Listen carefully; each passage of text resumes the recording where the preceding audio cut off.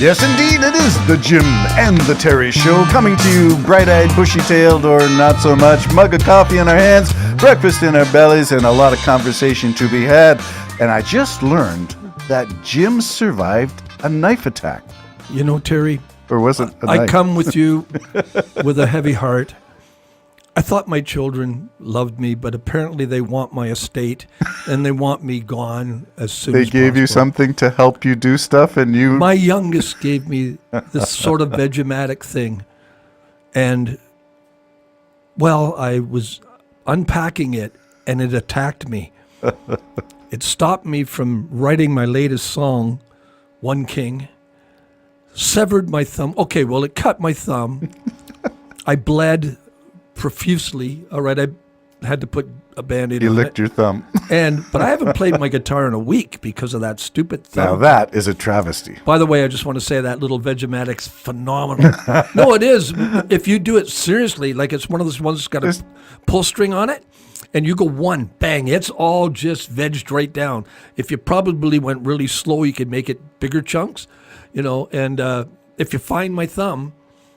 It's not a plug-in? It's No, it's hand. You just pull it like a lawnmower. Wow. And I did it like one pull. I went, that's chopped enough for me, man. And the beauty is because I used to do everything by hand. And I still will if I'm just cooking for me. You stick celery, carrots, that kind of thing? All that stuff at the same time and just, it'll cut it all. Not your thumb. Not your thumb. Okay. Keep your thumb out of it. Keep that under. So it's a great gift. I wouldn't use it for just making myself breakfast, but if I'm making dinner for my friends, which I often do, I can put everything in there and one pull and it's all diced. It made a great intro for this podcast. My children love me and I love them, and I'm sticking to that. Okay. Let's move on to other stuff.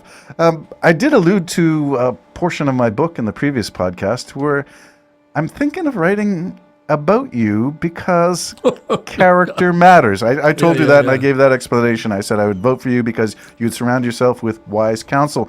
And wise counsel doesn't mean you ignore people who disagree with you. It means you listen to them. I have a lot of people around me that disagree with me, and I won't get into fights or arguments about it, but if they ask me, I'll tell them.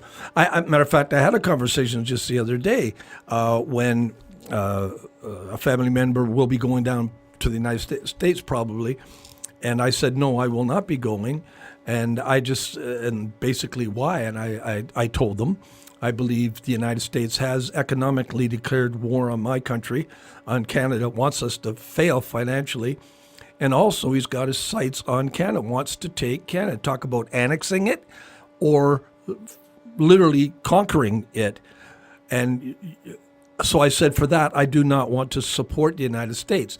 Just for now, you know what I mean? Mm-hmm. If things change, which I really don't think is going to, but for now, I don't want to spend my money even to the point where I'll probably buy a Chinese or Japanese car, or maybe even a German, but maybe one of those new Chinese cars look phenomenal. Buy one of them instead of buying an American So you're talking about one of the ways that we as Canadians can join together in a show of patriotism is simply watch where we spend our money. Buy Canadian. Buy Canadian. I discovered a beverage which I thought was just phenomenal. It's actually my favorite. Unfortunately, it only comes in the big bottle, so you got to be careful. But it is you've got to be careful. Filling in for the lack of bourbon. Mm-hmm. It is delicious, and it's made. I think it's made in Burlington. Or Mississauga. It might even been made. But it's on your LCBO shelf? It's on the LCBO shelf. Actually, it's called Barn Burner. And it is just delicious in my tastes. Mm-hmm. So this is a measurable thing that we can do. I follow is an average Joe podcast called Guard the Leaf. But he's taken it upon himself to look at the attitudes of Canadians towards travel to the United States. He's looked at the casino. He used to be one to go to Las Vegas. Yeah. So traffic is down measurably. The border crossings are down measurably. We can see the impact of the choices Canadians are making, and they're making it for Canada. I don't think anybody's going to tell Donald Trump that. So he's never going to know the damage that he's doing or he's done. And I don't know if my little 2 cents worth is going to do anything, but I'm sure going to try. Until relationships within a regime in the United States gets back to a normal, reasonable outlook, I'm not going to support a country that wants to take me over.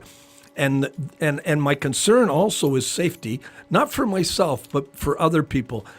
Simply because the more Trump talks about how miserable we are, how stupid we are, how we've just been basically feeding off them, that we would be nothing without the United States, and that we're just a bunch of ungrateful human beings. And Vance is the latest to jump on that bandwagon. And the very worst people to negotiate. That conversation is going to turn into a bullet if I know my American cousins. So somebody down in the States, if this keeps going, is just going to shoot up a car that's got Ontario plates or Quebec plates on it. They're just going to shoot it up because they're going to believe the madman, and they're just going to believe that everything was horrible. Even though the United States economically is now hurting because he's decided to separate himself from all the nations in the world. America got wealthy on all the nations in the world, as you know, Canada being one to give them that wealth. So as long as the environment's like that, I think it's very important to be very cautious going in the United States. And anybody I love and want safe, I would simply say try to keep out of conversations. Even if they bring it up, just try to keep out of those conversations. I have experienced it before in the Falkland War. I think it was the Falkland War. Well, it was one of the wars we didn't participate, and I was centered out at a facility. We didn't go because Chrétien kept us out of the first Gulf enterprise. Chrétien kept Canada back, but we did join. And they just embarrassed us like crazy in a public arena in the United States. And I thought, you small-minded little.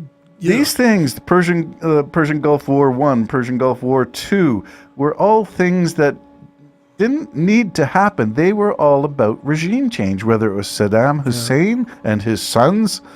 And the same argument. Same argument. Weapons of mass destruction.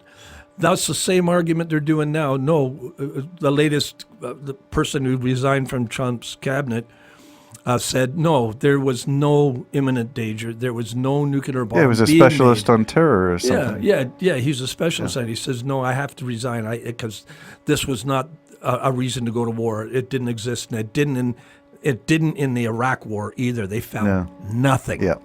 Not even nothing. They found nothing.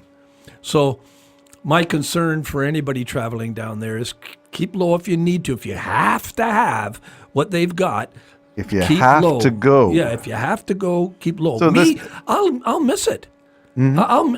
I want a warm place to go. I wish Canada could take over Cuba. That would be perfect as far as I'm concerned. Let them be the 11th province.